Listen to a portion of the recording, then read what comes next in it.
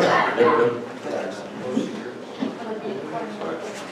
We had an executive session to discuss police personnel. No action going forward on this matter. Thank you. Okay, Chief, anything else? No, thank you. Thank you, Chief. Any questions of the Chief? Chief, if I may, last week Denver Fair, there was either Tuesday, Wednesday evening, there were some teenagers scuffling. Yes. One of them got the worst of it, more so than the other. I was witness to the whole thing. The fair security got there within a couple minutes. It took them just a little bit. But it was no more than 2 minutes later when your first officer showed up, and the other two were there within a minute or so. Very excellent response time. They de-escalated the situation quickly. Yeah, I think from my understanding, either the next day or 2 days later, well, I made contact with the people in charge of the fair committee and indicated that I think it would be best if some of those individuals were not allowed back once they did a little more investigating to figure out. And I believe, if I'm not mistaken, that somebody may be cited out of that incident now that all the information has been gathered. But The interesting part from my standpoint was after it was over, one of the sets of parents showed up and they were arguing, it appeared they were arguing that their kid wasn't to blame. No, he was the pummeler, not the pummelee. that was no surprise to me when I was brought to my attention. Yeah. But good response time. Thank you. Okay, thank you. Zoning officer. Yes, good evening, everybody. You should have a copy of my report, and I'll keep it short and sweet. Again, another busy month here in the zoning code enforcement. We had 32 new applications, 36 permits issued, 20 in review, 15 to pick up, 6 new single-family dwelling units were permitted in the month of August. We did have 19 certificates of occupancy issued and 10 false alarm violations. I did not have any new business for the zoning board in September, but we do have one scheduled for October. Mr. and Mrs. Weaver over at 482 Frysville Road would like to get a special exception approval for a rural occupation. Mr. Weaver builds and repairs buggies during the winter months. On the code enforcement, I'll just skip down a couple here. I was alerted by our police department in the early part of the month that there was some burning going on. The officer could smell it before he could see it, and he finally got to it. It was over on South Mighty Creek Road 521. The gentleman there was burning some brush, but along with the brush he had several large, I'd say more than several large railroad ties. And that's exactly why the officer smelled it before he could see it. 51 Long Avenue, I sent the owner a notice of violation concerning additional accessory structure to be installed on the site without any permits. They wanted to install an above-ground fuel tank. I'm happy to say I have received an application on that. The 1200 block of Ridge Avenue, everybody's familiar with the Carriage Hill development, phases 3 and 4 that are undeveloped, as we know. I'm happy to say, I won't get into too many specifics, but the property did go up for auction, and there is an agreement of sale in place. Skipping down here, on some other business.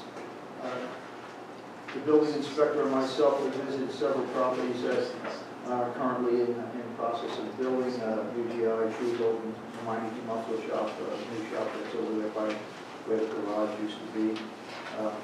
Barbiaki, the fire official, and myself attended a couple of site meetings here for Mount Zion Church, the Comfort Inn and the Members First property there, looking at some of the fire and emergency service access points for those properties there. Township engineer Brent Lee and myself visited several properties throughout the month, Heatherwoods, Kalis, Life Farm, and New Holland Transport. And last but not least, the Business Leaders Forum invitations were sent out. As you know, we did conduct that Business Leaders meeting. It was very well attended, had quite a good response. And as far as my summary report has been issued to the supervisors, as you know, and we have that in your care. If there's any other questions, or any questions at all, we're happy to help answer them. Any questions of the zoning officer? Mr. Longo, looking at your report from the focus group meeting, from my perspective, one of the more talked about items was the lack of a comprehensive plan update. It seemed like that was coming from perhaps 3 or 4 different areas of the room, different people commenting on that. It's particularly relevant now with significant zoning changes being requested in the township. From your perspective, should that be addressed before these zoning changes come, after the zoning changes? You know, it seems like there was people in the room that say, where's the township headed? You know, with the lack of the guidance and the plan, where do we go? What was your perspective, what you were hearing there on that subject? Well, you're correct. That was mentioned a couple of times there in the focus group meeting. As far as I'm concerned, as far as a comprehensive plan for the township, I'm under the understanding that there is some sort of comprehensive plan in place, but has it been revisited in the last number of years? I couldn't tell you. That's not my responsibility. But yes, I believe we probably should look at the zoning ordinance. We're trying to upgrade that zoning ordinance to be a little bit more progressive with what's happening in the world today in the time. So Scott and I have already talked. We've got a laundry list of other items that need to be addressed in the zoning ordinance. Okay, and eventually we'll get to that. But again, it comes down to our supervisors helping us and guiding us in that respect. Well, with the, it just seems, I'll go back to it one more time, it seems like we got the cart before the horse here with significant zoning changes in front of us. But what does the plan even say about some of these properties? How does it address that? If it's 12 or 15 years old, it's definitely not brought up to current standards. There was, correct me if I'm wrong, there was individuals in that meeting volunteering their time to help with that process. And, you know, with the county moving forward, I guess, with updating plans, what is our role in that as a township in gathering information? Well, I think we took the first step. We've gathered some information and gotten some feedback from our constituents. Now it's, the next point is to decipher that information, digest it, and come up with some good lead items and how do we go forward. Again, it's not my decision. But we certainly support the supervisors in anything they do and any information they need from my department. That's a given. I agree. I think we probably should have some of our business leaders involved in getting some of these ideas to fruition. Mr. Chair, if I could request that we table this discussion because it will be addressed when we talk to Nancy Hess. Sounds good. Okay, we'll table it for now. Great. Okay. Okay. Any other questions of the zoning officer? Yes. I'm not even sure, maybe for Scott. You had this wonderful meeting and obviously people were interested, but we've not heard like, well, what were the top 3 concerns that came out of the meeting? And so I'm wondering why the delay. You know, we can conjecture, but no one wants to do that, and yet we're stymied by the withholding of information. It's actually on the table right there. We'll discuss it Okay. later. And I thought, so what were the top, say, 3 things? If Tony can read, I don't have it in front of me. Well, I don't have it in front of me. It's there, and the supervisor should have theirs. I didn't have mine in front of me. But obviously one was the planning. Correct. In fact, in my overview of the meeting itself, Okay, I listed in no particular order top 10 items that we discussed. Okay, okay. and like I said, in no particular order, so I couldn't give you top 1, 2, or 3. Right. But we can certainly make this available to you guys. Okay. Okay? I've been waiting for it and Yeah. it just hasn't happened. Great. Well, is that, because there was a lot of suggestions made, there were forms handed out for people to put written suggestions on, and we were given the impression at the meeting that that would fairly quickly be, the full list would be distributed out to the participants of the meeting. And There was yeah, you said that you would do that. a full list of what was discussed. Yeah, in other words, the My job was- topics. My job, and let's clarify this, was to get information from this focus group for the supervisors. In no way did I promise any list of any information to any of the participants until the supervisors had a chance to decipher it, digest it, and look it over. So, I wasn't in any way, shape, or form able to give any of that information out to anybody before my supervisor seat. Well, feedback is important. Ed. Oh, absolutely, I agree. Sooner the better. so, Alice, I'm sorry, go ahead. so the discussions at that meeting, which ran for 2 hours, were distilled down and only 10 bullet points came out of it. No, not at all. There's other information here. My assistant Alice, I'm sorry, not Alice, my assistant Arlene. I'm asking, I wasn't there. No, you weren't there. Arlene had been taking notes. Okay. There were no So- meeting minutes, no recording, none of that stuff. She Just took notes. a broad view of what was discussed. And that was included in this report, or I should say this overview to the supervisors, along with any original handwritten documentation from any of the participants. They got copies of all of that. Some people had 3 comments, some people had 6, some had 8, some had 10. If there was 100 people there, I saw 10 people that commented. So So, you know, Phil took the time or the energy or the gumption to fill out paperwork, the rest didn't do Yeah, anything. so I thought it was a really valuable meeting. There were a lot of things said, and there were a lot of really good suggestions.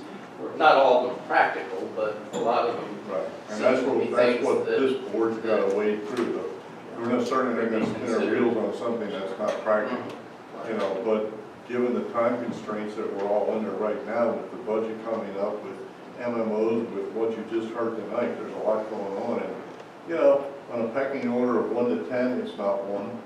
It's important to those business owners, but, you know, it's been years since we even sat down with them. So it's taken a while, and this isn't gonna happen overnight, but we will get back to them, you know. We'll have a meeting with them. Yeah, we promised Yeah, them it that was we're a gonna do very that. good meeting, and thank you for RC and Tony for pushing that through. So let me This was a give This a- is the supervisors told you to do it. Yeah, the supervisor the one that gave us the approval to do this. It was brought up several years ago, timing wasn't correct. Supervisors were the ones that gave me the green light and said, hey, let's do this. So let me step in here and let's take a step back and take a look at what is the intent of a focus group meeting? What is actually the fundamental intent of this meeting that we were looking for, okay? The fundamental intent of a focus meeting is really to gather data, gather information in a setting where there really are no boundary conditions, okay? That is why none of the supervisors attended the meeting. That is why our township manager did not attend the meeting, because when you're actually conducting a focus group in a marketing environment and gathering data, when you have specific people there, it can actually influence or bias people's ability to be open, free, and very frank with what they're thinking, what their ideas are, what their proposals are, okay? So that was the intent of the meeting, and that portion of the meeting is now complete, okay? The results that we have from that meeting are designed to really be just the following. They are catalysts for a lot further discussion going forward in terms of what happens next. Do you act on certain items that you, Alice, as you correctly said, that you see, or I think Jeff said it, is what are the top 10 items? Now you take a look at that information, you take a step back and you say, is there a pattern here? Are we seeing in the data that there is one item that's occurring more often than another item? Is there one issue that tends to come to the surface a lot more than the other issues? So now we take that data and we start looking at it and identify what are potentially those top 10 items, okay? We're going through that process now internally, okay? The very next step after this is going to then be, after, now that the reports are out there, it's after we have that data now, is to say, here's what we've come up with as were the key items. And then as the business community comes in and sits in our meetings, what are the items we address next? How do we address those items? The difficult part here is going to be that really needs to then be, there's no easy answer, and again, none of these issues can be resolved immediately. None of the items that were brought up can be resolved immediately because the whole purpose of that meeting is not to answer a question and terminate the discussion. It's to have an ongoing discussion continuously as a municipality with input from the businesses, with input from the residents. And where this starts to overlap in this strategic model, you talked about a comprehensive plan, Jeff, this is the data, this is where it starts giving you a view of, yes, you look at the comprehensive plan, you look at the impact, the feedback that came from the businesses, you take a look at our strategies, you take a look at our budget, you take a look at our analysis of where we're going, and we have to then put in place the strategic and the tactical plans to get us where we decide we need to go, okay? So, long answer, but that's fundamentally the focus group, how it works. Let me answer Alice's specific, I'm sorry. I have one comment relative Sure. to that. One of the things that was done at the meeting, which will kind of skew the way you're interpreting it, you're saying, looking at how many people raised an issue.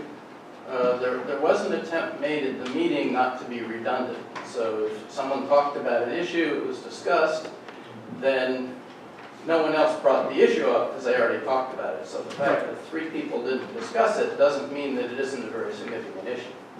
Absolutely agree. And that's why focus groups, they're not qualitative, they're not quantitative, they're qualitative. Right.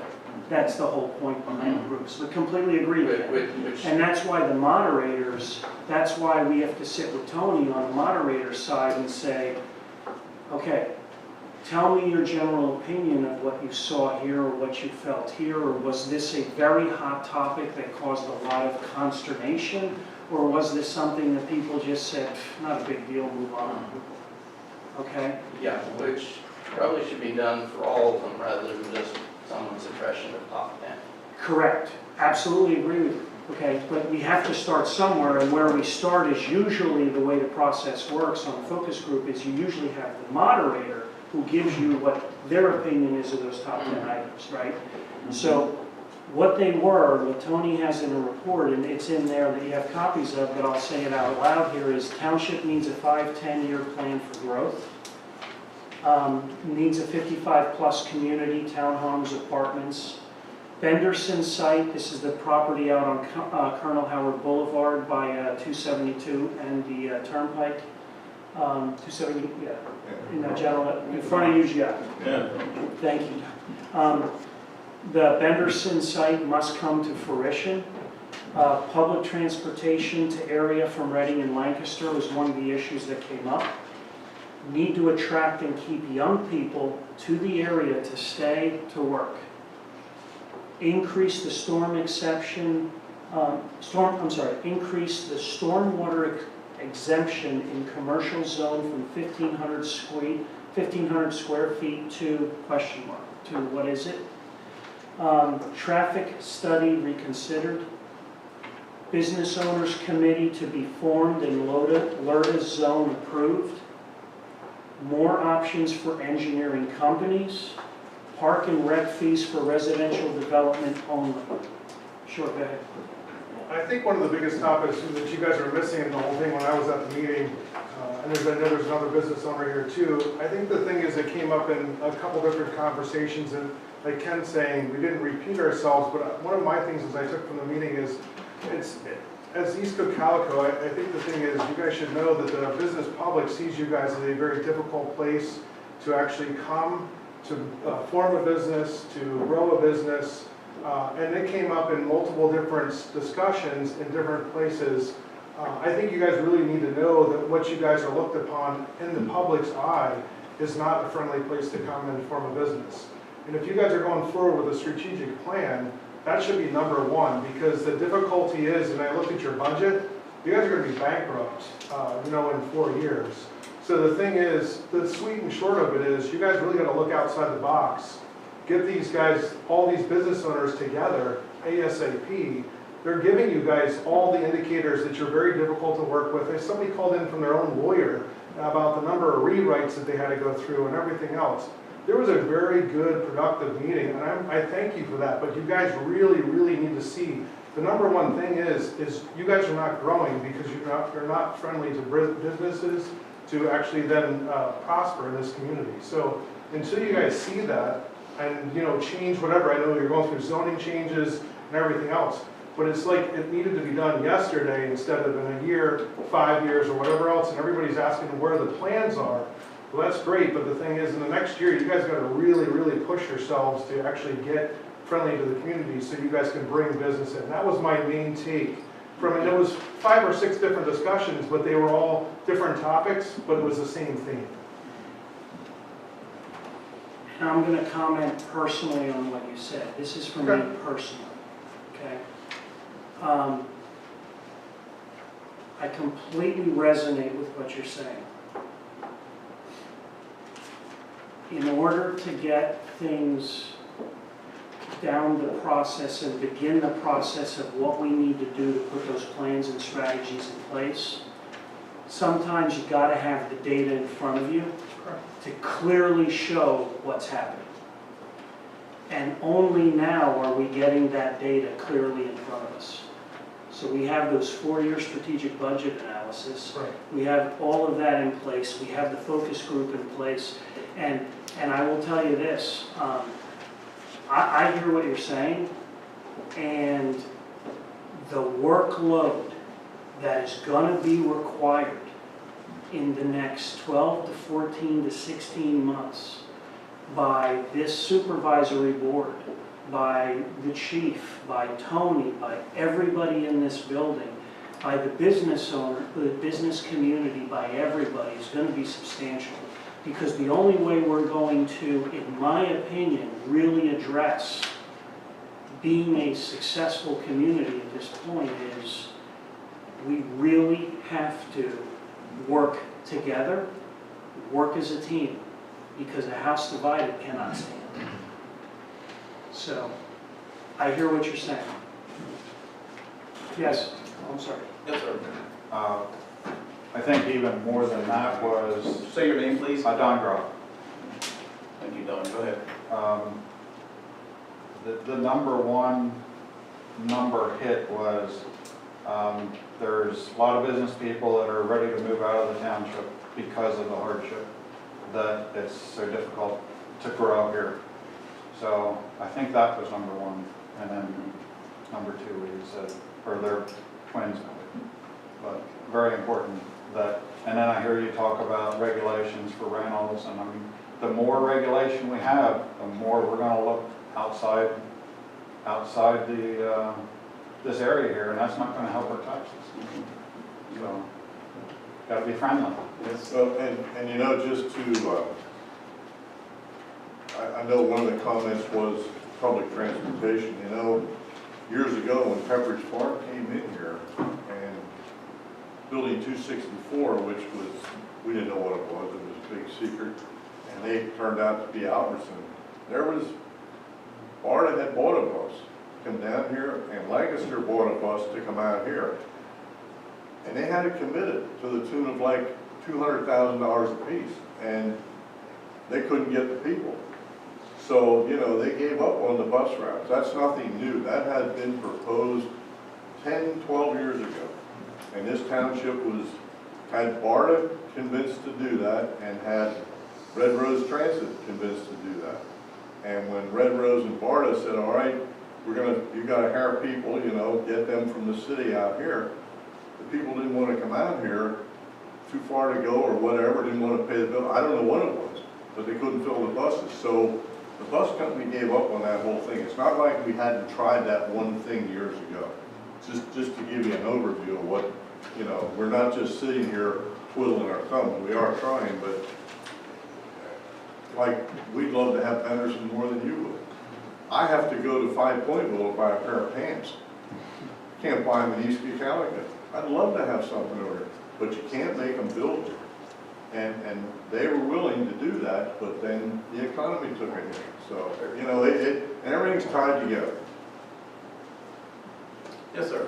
Your name, please? My name's Grant Wise. First and foremost, I want to thank the supervisors for allowing us to have such a meeting. I thought it was very nice, very professional. I want to thank you for attending it, too. Thank you. It was very well attended. I have to say, if the two gentlemen spoke before me, if there was a number one hit, it was how difficult it is to do work in East Cocalico. Whenever I go and talk about a project in front of a banker, an attorney, or an accountant, as soon as I say it's East Cocalico, their face just drops. I'm sorry. We could have spent 2 hours on that number one bullet, but we did not. We chose to hear from numerous people in the community and all their different things. I thought that we had a great meeting, and they hit on a lot of high notes. Transportation was one. Keeping our young people here.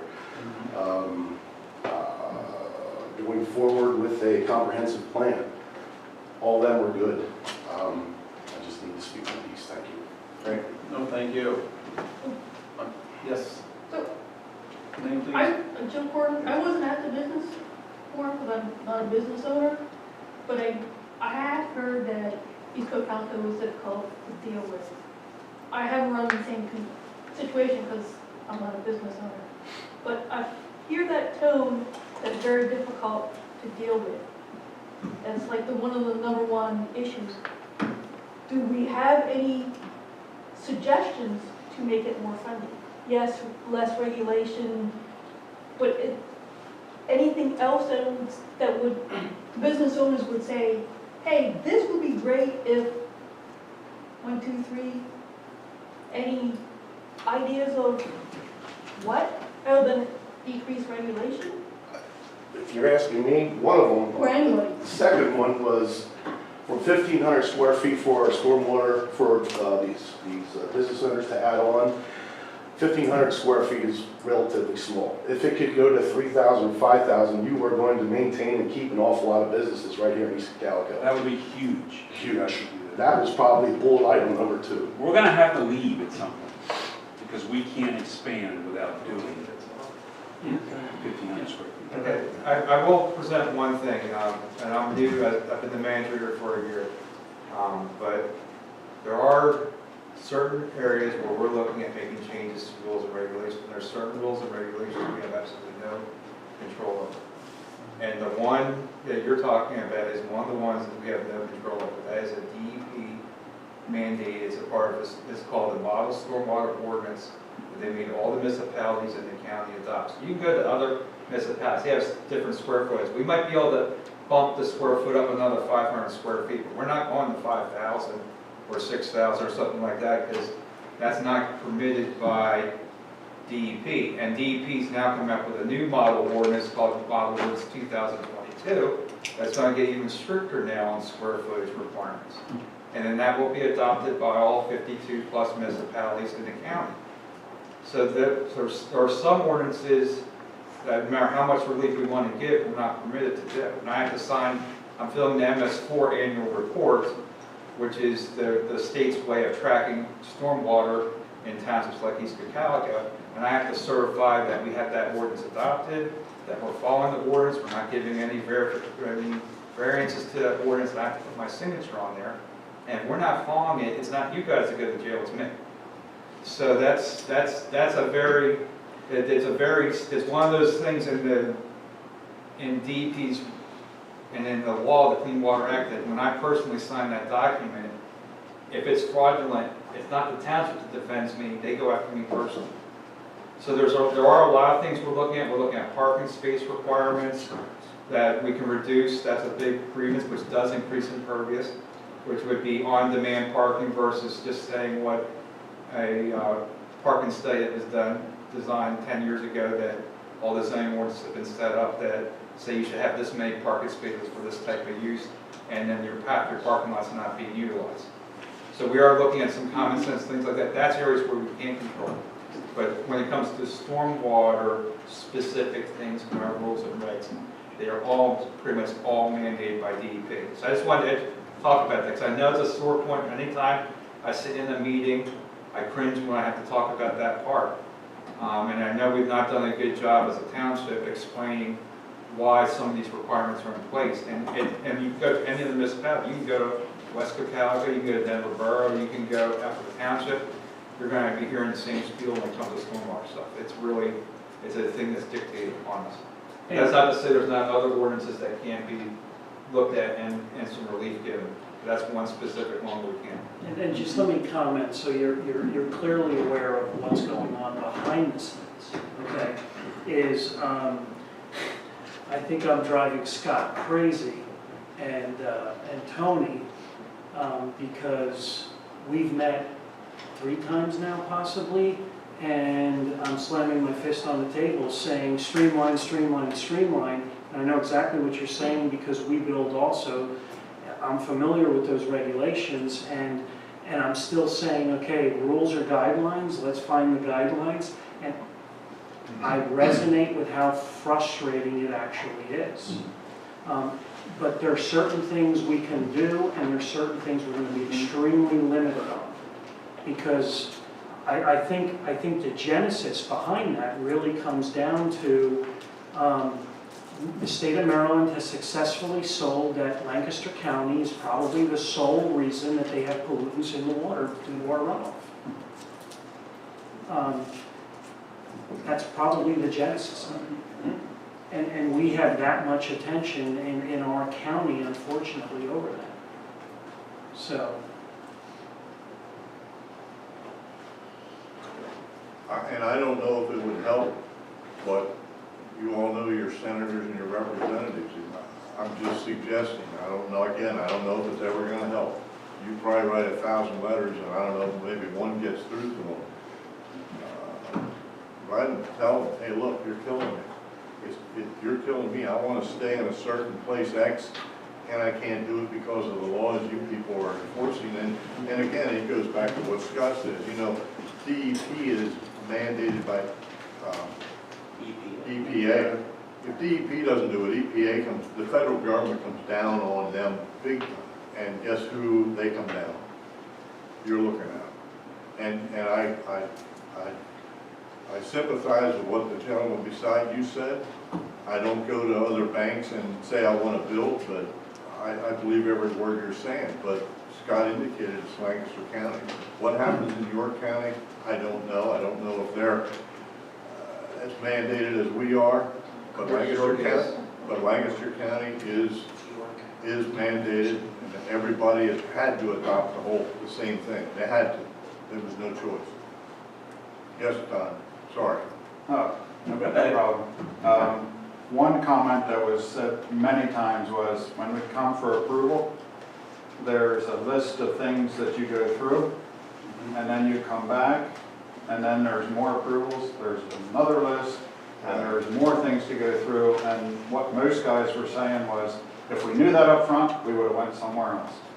So it's really a pressure that builds up on the business owner when he blows his budget because of all the additional, and when I came here, I was told by my land planner that because you're going to East Cocalico Township, we're charging 30% more, just because of all the red tape, because of the township. And that's not EPA, and that's not, it's not with that. That's countywide, and he covers the county, so. And I will say that years ago, that statement was true. I've been on the board many, many years. And there was a time when, yeah, we have since implemented pre-planning meetings that we try and get the developers, in your case, to bring your engineers in, and we all sit down, I don't attend those, but I know there's a representative of the Water Authority, there's a township supervisor, there's a planning commission member, there's a township manager, and they sit down there and they talk about everything that might be coming up to try and, quote, warn you or give you advice on what to do. 15 years ago, that didn't happen. No doubt about it. It did not happen. So we developed these pre-planning meetings, which are what we think, and we get comments from builders and developers in here that They say this is a great idea. I will say, I'm not gonna mention names, there are those firms out there that you can sit in a room with them and tell them what to do, and it's like you were talking to the wall. They leave the room and they don't have the foggiest idea what you're talking about, because the next time they come in, they ask the same redundant questions that they got answers for, and it's like, hello, you know, so it's not always us, but 15 years ago, it was. But we've tried to change that part of I it. think as of now and moving forward, we're going to keep in contact with the owner that's doing the project besides the developer. Yeah. So, Because that way, we're not getting blamed for something that your engineer is not doing. Right. And that has happened. That's happened more than once. so let me give you, here's some of the good news, things that are happening behind the scenes that you haven't seen yet because they just haven't come to fruition, okay? We're actually talking about putting in place small projects, quick qualifiers. We just had a meeting recently about really discussing how do you take a project, categorize it as a small project, and we can quickly move it through the process because of the size of that project, okay?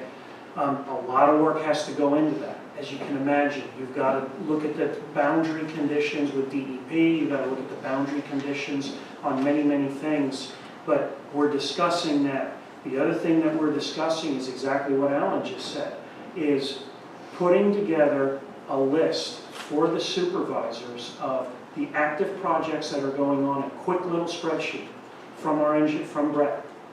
That quick spreadsheet says, here's the project, here's the target date, and that's why I'm always asking what's the target date on a project. What's the target date for the owner? Where are we relative to that target date? And who's the supervisor who's assigned to that project, and who's the direct contact for that project? Is it the owner? Is it the project manager? Is it the owner's son or daughter? The point is, any time there's an open door of communication constantly going back and forth, and we each will be responsible for an assigned project to make sure that project is actually staying on track with what the owner's looking for. So those are all those things that we're starting to pull together in the background.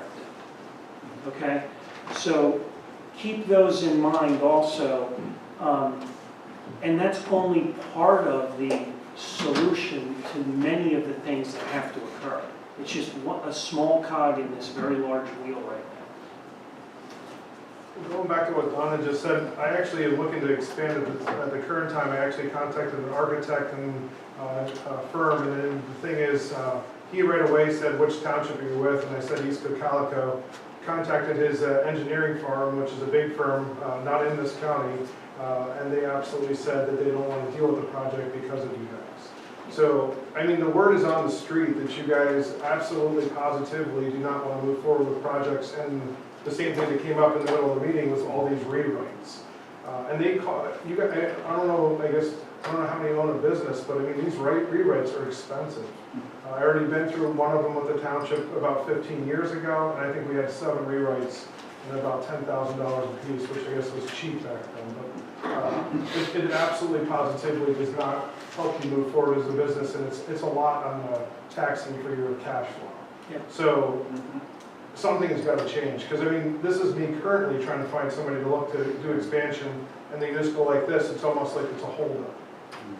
And again, absolutely agree with you, and that's why one of the things that we are looking at is, if you look at the agenda, we're discussing beautification projects for East Cocalico, but part of that is the branding for East Cocalico, because we're very much aware of what our brand is. We have to change our brand. And there's a lot there that has to occur. So. Let me ask you this very specific question. When's the last time you did a project in the township?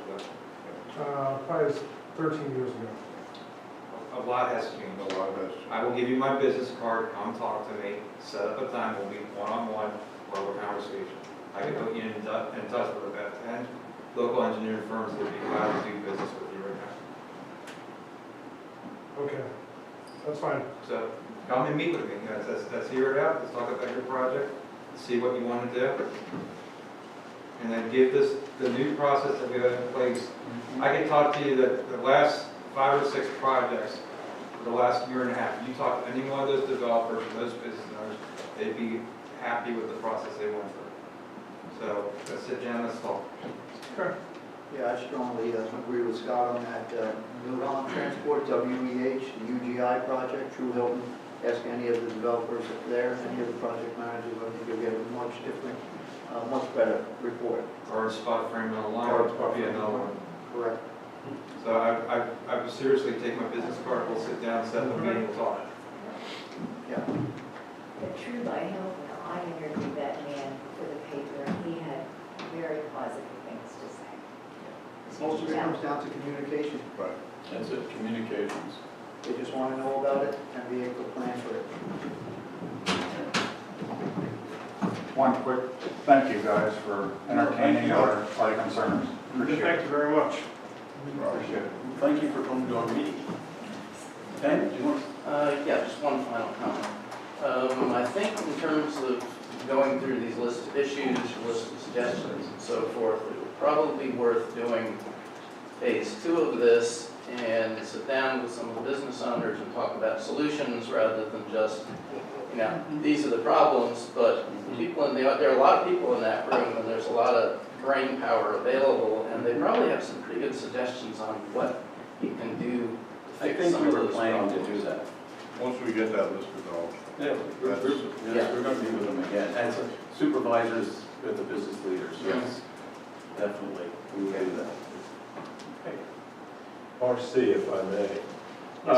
Getting back to the comprehensive plan for just a moment, have you ever read the current plan that's in place, or? No, I have not. When's the last time you looked at that, Mr. Fry? Not lately. How can you move forward with a significant zoning change without knowing what was stated in the plan for the Stevens area going forward, way back when? You know, isn't that significant to know what the guidelines were, what the thought process was at that time, before you make this decision on a zoning change? Well, are you asking me or I? Either one. Okay, I'll answer it this way. This is how I approach it. I have not read that plan for the following reason. I do not want to bias my view of what I'm looking at or looking at the current data that I'm collecting of where East Cocalico currently is in any way, shape, or form by reading that plan. The way I do things, Jeff, is I gather the data. When I gather that data, I put my own picture in place. I have, in me personally, I now have a picture of the 4-year strategic budget and of the 4-year forecasted budget of where we're going.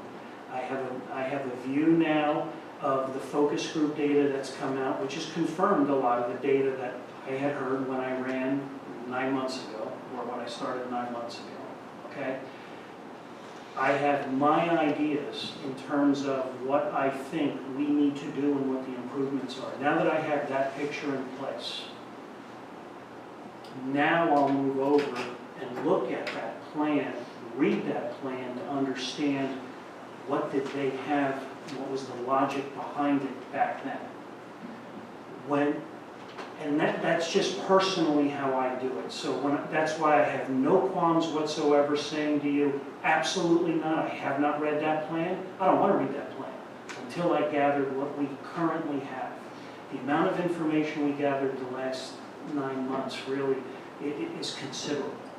And now, personally, I'm ready to take a look at that plan.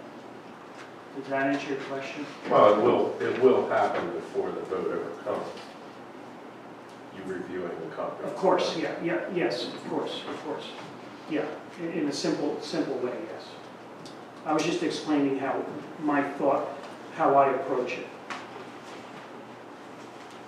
Because if you don't have a comprehensive plan, then you can have a patchwork springing up, which doesn't make sense in relation to residential developments and nursing homes, schools, etc. Correct. There is a comprehensive plan, and it's old, but yeah, It's just there is. not updated. It needs updated, and that, I sat in on when we wrote that, it took us That's a what I year. figured. Yeah, because It that's took a us lot a of year hard of work. meetings, because we met with a lot of different people and a lot of different groups. Harry Roth's name was mentioned here earlier. We met with Harry, we had Harry Roth out here, I don't know how many times. And we, the planning commission, and it's an arduous process. It really is, because you're trying to look into a crystal ball and imagine what the township's gonna look like in 10, 15, 20 years. Everything is moving so fast right now that, you know, things are changing so fast, it's hard to keep up. And as was talked about here earlier, just in our zoning, as we see things that continually ask for waivers and things like that, Tony and or Brent, or both of them, are making notes of those. And they're going to go back, and you can verify this, and they're gonna change the zoning ordinance where those, I mean, why put the guy through it if it doesn't apply? But 15 years ago, it applied. And like I said, things have changed, times have changed, and to redo that thing is costly, very costly, because you get a lot of professional people involved. Tom would have to review it, the engineers would have to review it, you have to get a consultant in, and quite honestly, we don't have the money for it right now, but we're still gathering all that information. And I can't address Jeff's question directly, but he didn't even ask me to, and that's fine, but you know, that land has always been zoned what it is now. We're simply changing, most of it has to do with the setback. So, because you couldn't put a building much wider than this building on that piece of property because of the 500 feet, it's kind of, at the time, it seemed like a good thing, but as times evolve, you realize it's not. And I understand that, and I thank you. I really was acknowledging the hard work of Right. the people that had the vision to try to plan, yes. And we have a regional comprehensive plan with West. West wants to stay agricultural, and they said, we'd like all development to be down here because you've got the infrastructure. Right. So, you know, there's a regional comp and there's a regular comp. I was gonna save this for the Nancy Hamill part of our discussion, and I still will save most of it. But we actually do have a plan. We don't, you know, I think everybody's confusing what is a comp plan. I don't think anybody in this, with such a Doug's you participated in, I don't think anybody really understands what is a municipal planning code comp plan. And it's not what I think everybody thinks it is, which is a business plan. It's not that. We have, when we did the Act 209 study in 2010, we technically updated our comp plan in this township. We have a current comp plan. It is a transportation comp plan. It looks at all the land uses and it put together all the transportation improvements in the township, which is way ahead of what any other municipality in this area has right now. What I think people are asking for is a business plan, which is a totally different animal from a comp plan at this point. And that is what I think, and that's what I was going to talk about later, is what we're going to need to be doing in this township as a follow-up to the Nancy Hess proposal for the work that she's going to do immediately for us in the next couple of months, is what you do is you take that. We would take, a business plan would take the Act 209 study, which is a comp plan, and would include that in there with how the township operates and does business, which is outside of anything you would ever find in a municipal planning code comp plan. And that's what the businesses want. They want to know how to do business. They're not really concerned too much about what the colors are on the zoning map per se, is how you do business in the township, what's the process, how's the township staff supposed to do, what are the roles of the township government, what are the goals of the township government, which is what we're going to be talking about later too.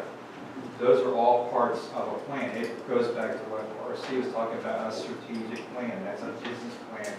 And I think that's what everybody wants at this point. Correct me if I'm wrong, as I'm looking at the business leaders. They want a business plan just like and they have for themselves right now, they have business plans. That goes well beyond what's in a comprehensive plan. We can dust off what the Act 209 study says about land uses and stuff like that, but the other part would be something created from scratch and bring out. Scott? I think it's a little more than that, because I mean, I've read the comprehensive plan, I know what's in there. And it's more than just a business plan, how you're gonna operate, it's a vision for the future, how your township is gonna be developing into the future, which is a very different thing than how you're gonna operate today. And that, I think, is something that the current one really isn't being used, and I think there should be one that has a vision, what areas of the town are gonna develop, the township are gonna develop particular uses, have some overall plan as to where we're going on this, not just haphazard. And I think that's a separate issue, aside from what you're talking about. And that's the traditional comprehensive plan. I think it's important. I would respectfully disagree. I mean, what we're proposing is the comprehensive plan would be part of the business plan. And I give you an example. We did in East Enfield Township, it took a year. We put a business plan together. One part of it was the comprehensive plan, but it wasn't the only part. And it goes on well beyond what just how the vision of the development township is. It's how the township operates, which includes the vision of how to develop the township. But it is an overall comprehensive plan for the township, using the word comprehensive with the big pictures, not a municipal planning code comprehensive plan. And we included all the items that were in the municipal planning code, we added in there in that business plan, and then we went above and beyond, bring a whole bunch of additional items that were in there that were not in the municipal planning code. And that's where I would recommend the town goes to in the future.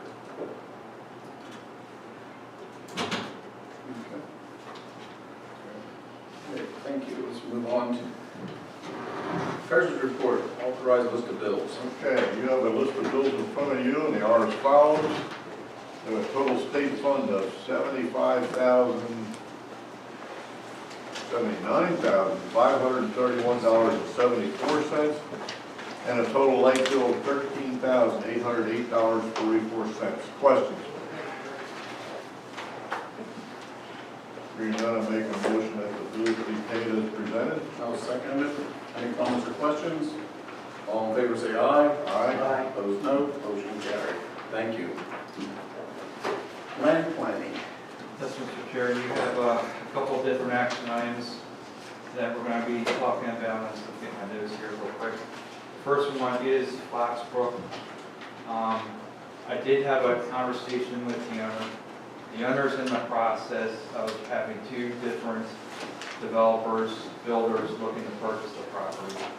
And he has requested a 90-day time extension while he goes through with the sales process of this development. And so the motion is to accept the 90-day time extension estimated by the applicant's attorney, dated September 19, 2018, which will extend the deadline for action on Foxbrook's preliminary subdivision land development plan until January 1st, 2019. Is anybody here representing that plan? Okay. Make a motion. Do I have a second? I'll second that. Any comments or questions? How many extensions is this now? At least 7, 8, 9, 10. Yeah. We're in double digits. Yeah. The positive thing is I know who he's trying to sell the project to, but I can't repeat that. All in favor say aye. Aye. Opposed, no. Motion carried. Thank you. Next one is just, you already gave it an approval. This is just to authorize signature, and this is for the 45 South Reamstown, just a lot annexation plan. Like I said, you've already conditionally approved it. The motion is to authorize signature of the 45 South Reamstown Road lot annexation plan when submitted by the applicant's consultant with all required associated signatures and certification. Anybody here representing that plan? Okay, I'll make a motion we authorize signatures. Second. I'll second. Any comments or questions? All in favor say aye. Aye. Opposed, no. Motion carried. Thank you.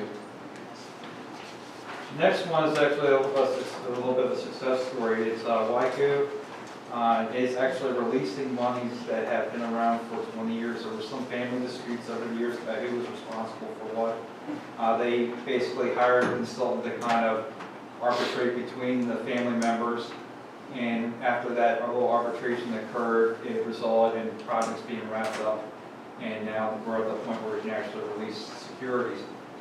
Through that process of releasing securities, there were a number of what we call MS4 violations that they corrected. They had one in particular bad situation with a swale where the water was running underneath the concrete gutter, basically had tunnel beneath there, and they worked to fix that. So the motion is to authorize a $36,565.10 reduction in the financial security currently being held for the land development of Waiku Incorporated, Section 7A, resulting in remaining financial security being reduced to $20,000 each. Anybody here representing this one? Okay, looking for a motion? Make the motion. I'll second that. Any comments or questions? All in favor say aye. Aye. Opposed, no. Motion carried. Thank you. Last one is a financial security reduction for WEH. The project has progressed very well, as you can see by the magnitude of the reduction that we're at the very last stage of this punch list of items. So the motion is to authorize $853,697.77 reduction in the financial security currently being held for WEH preliminary final land development plan, resulting in the remaining financial security being reduced to $12,148.59. Anybody here representing this? Okay, I'll make that motion. I'll second that one. Any comments or questions? All in favor say aye. Aye. No? Motion carried. Thank you. Okay, thank you, Scott. Zoning ordinance text amendment. Yes, Mr. Chair, this is now a follow-up to the zoning text amendment hearing that you just had a few minutes ago. If you were to take action tonight, it would be ordinance number 2018-03. And if you wish, I can read it, and then you can decide whether you want to take action or table at this point. So it'd be ordinance number 2018-03, ordinance amending the official zoning ordinance of East Cocalico Township, Lancaster County, Pennsylvania by strengthening performance standards for warehousing and wholesale trade establishments that are located closer to schools, daycare facilities, parks, playgrounds, libraries, hospitals, nursing homes, rest or retirement homes, or medical, residential campuses, uses, and residential zones that are otherwise permitted. That's your motion. Yeah, I'll make a motion. For a second? I'll second that. Any comments or questions? All in favor say aye. Aye. Opposed, no. Motion carried. Thank you. Okay, advertise for tax, opening tax collection position. Yes, Mr. Chair, you have before you a job description that we put together for the tax collector. This is a follow-up to last meeting's announcement that our elected tax collector will be not finishing her term, and will only be will be finishing her 2018 tax season, but not completing her elected term for personal reasons. And we are now in the process of looking to have to appoint the tax collectors to fill in the remaining years of her term. So you have basically a job description that I worked with the tax collector to put together. She has blessed off on this job description, and like I said, the tax collector will offer her services to participate in all interviews. So what the request is to advertise the open tax collector position for appointment. This is very thorough. I'll make that motion. For a second? I'll second. Any comments or questions? When does her term end? I believe it's 2021 or 2022, I can get back to that. Would you please make it up? Any other questions? Okay, we'll get the answer to you. I think I have that.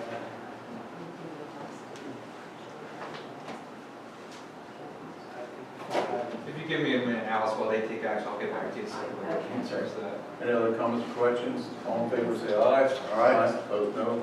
Thank you. Motion carried. I don't have these. Okay, notice of planned paving for Frederick Avenue and County Drive. Yes, Mr. Chair. This is basically a request, and I'll read the motion to you first. The motion is to authorize a temporary project